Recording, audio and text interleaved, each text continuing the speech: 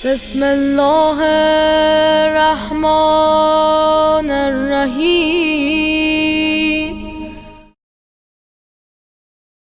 تو ہم نے پوچھا جب آپ نماز نہیں پڑھتے، روزہ نہیں رکھتے، حلال و حرام نہیں دیکھتے، جنت میں نہیں تو جنت پہ جائیں گے کیسے؟ چلے جائیں گے، چلے جائیں گے. یعنی جیسے وہاں بھی کوئی چور دروازہ ہوگا جس سے چلے جائیں گے، وہاں بھی جیسے رشوت چلتی ہوگی کہ چلے جائیں گے.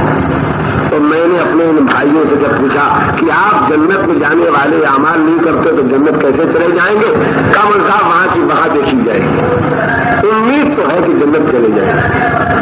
تو میں بڑا حیران رہتا تھا کہ ایک آدمی مجھے ملا، اس نے میری تسلی کر دی. اب میں آپ کو سناتا ہوں، شاید آپ کو بھی تسلی ہو جائے. ایک آدمی مجھ سے ملا، میں نے پوچھا بھائی تمہاری شادی ہو گئی؟ کہا ابھی تو نہیں ہوئی، اور عمر بھی کچھ زیادہ نہیں تھی، یہی کوئی 50 سال کے قریب تھی. ہم نے کہا اب بیوی مر گئی ہے اس لیے شادی کہتے ہو نہیں ہوئی، یا ہوئی نہیں اس لیے؟ کہا ہوئی نہیں. ہم نے کہا کہیں نسبت رشتہ لگا؟ کہا آج تک کہیں نہیں لگا. ہم نے کہا آج کل کہیں بات چیت چل رہی ہے؟ کہا آج کل بھی کہیں بات چیت نہیں چل رہی. تو ہم مایوس ہو گئے کہ ان کی نہ شادی ہوئی ہے اور نہ شادی ہوگی. کہنے کے مگر صاحب آپ مایوس ہو گئے؟ ہم نے کہا ہاں. کہنے کے مگر ہم کو یقین ہے کہ ہماری شادی ہو جائے گی. ہم نے کہا ہاں آج تک ہوئی نہیں، نسبت کہیں لگی نہیں، رشتے کی بات چیت کہیں چل نہیں رہی ہے، کیسے ہو جائے گی؟ کہا کل ناکے پر ایک آدمی سے ٹکر ہوئی تھی تو اس کو ہم نے گالی دی، بیوی کے بھائی والی گالی دی.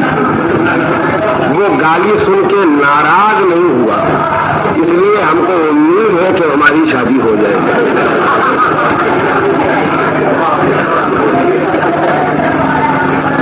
جو آدمی ٹکرایا تھا اس کو ہم نے بیوی کے بھائی والی گالی دی اور وہ ناراض نہیں ہوا، لہذا امید ہے کہ کہیں ہماری شادی.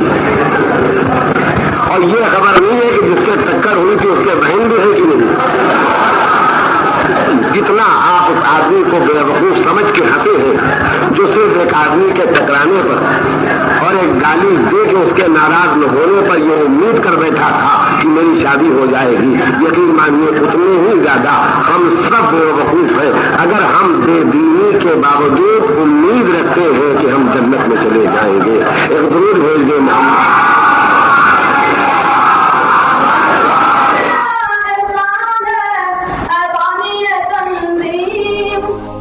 برحمتك يا ارحم